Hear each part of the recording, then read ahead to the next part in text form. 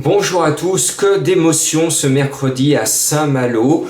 C'était le Grand National du Trot, et bien moi j'ai tendance à dire c'était le Grand National du Galop. Pratiquement tous les favoris dont les miens et les vôtres se sont mis au galop. Bachar que je voyais bien pour prendre le maillot jaune, il vient d'un dernier tournant comme pour le faire et puis patatras. Le 2 avec Eric Raffin et Calo Renardière vient comme pour gagner, il va gagner, et paf, il se met au galop. Voilà, et résultat, troisième, Baud Grimou, qui était à 113 contre 1, il sort de nulle part.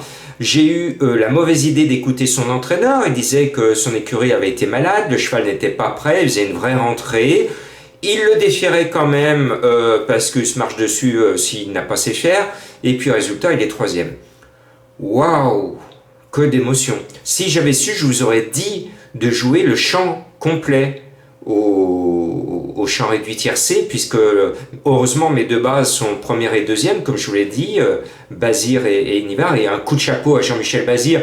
Il a mené l'une de ses plus grandes courses parce qu'il est archi battu à 50 mètres du poteau et il arrive à pousser à fond son cheval. Le cheval, il saute sur le poteau et il se met au galop après le poteau. Ça a été juste, hein, juste. Les commissaires, ils ont été gentils là, parce que j'ai vraiment cru, je n'étais pas le seul, que Bazir allait être distancé de la première place. Ça s'est joué à un poil de moustache. Voilà. Alors, prudence, chamouillé craint l'eau, comme je dis. Prudence ce jeudi.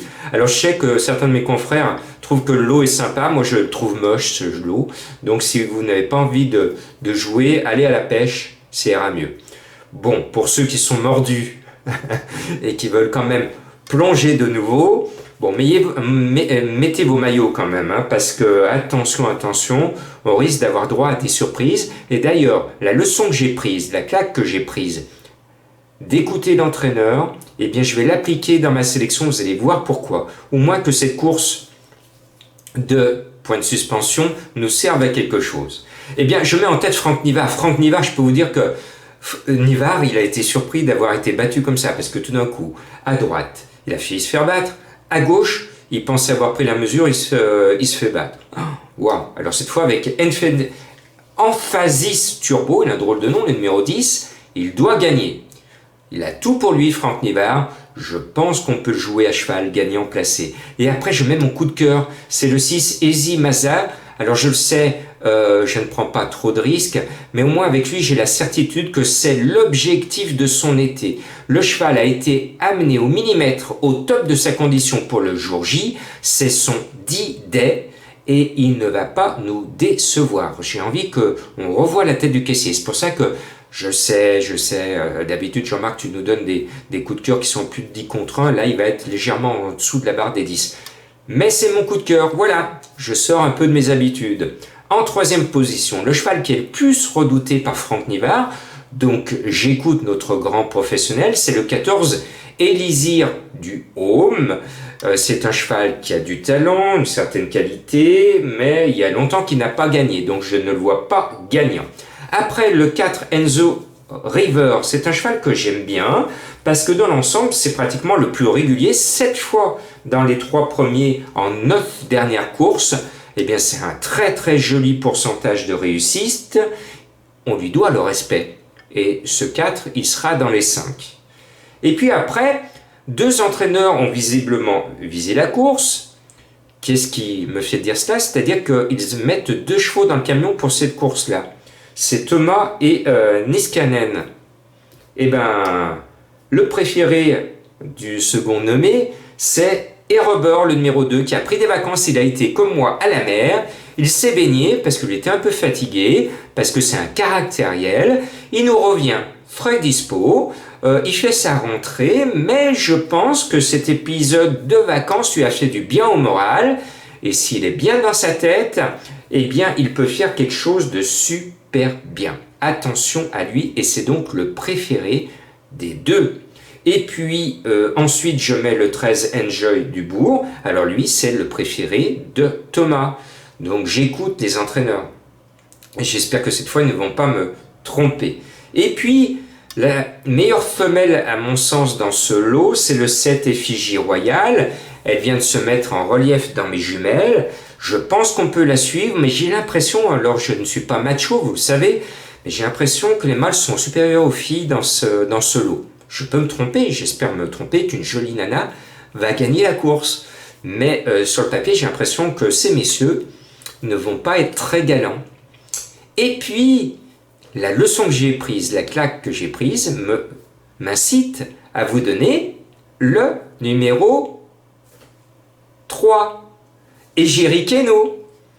Parce que son entraîneur, il a dit à tous mes confrères, elle est en période de chaleur, elle n'est pas bien, je ne l'ai pas à 100%, ça va pas en ce moment, ces périodes de chaleur sont très longues.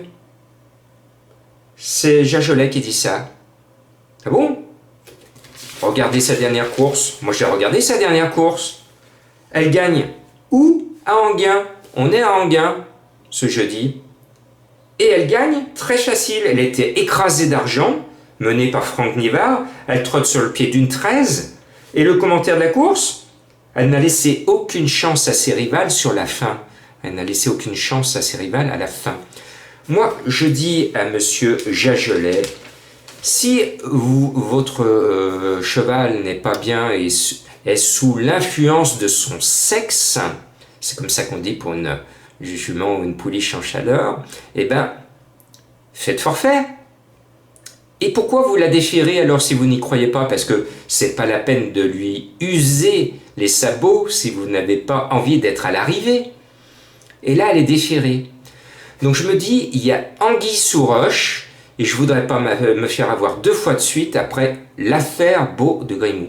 Voilà, vous m'avez compris, prudence dans vos jeux, on peut repartir d'un champ réduit au tiercé, 10-6, et cette fois, si vous avez les moyens, bah, faites le champ complet, c'est le champ complet au tiercé, c'est 13 €.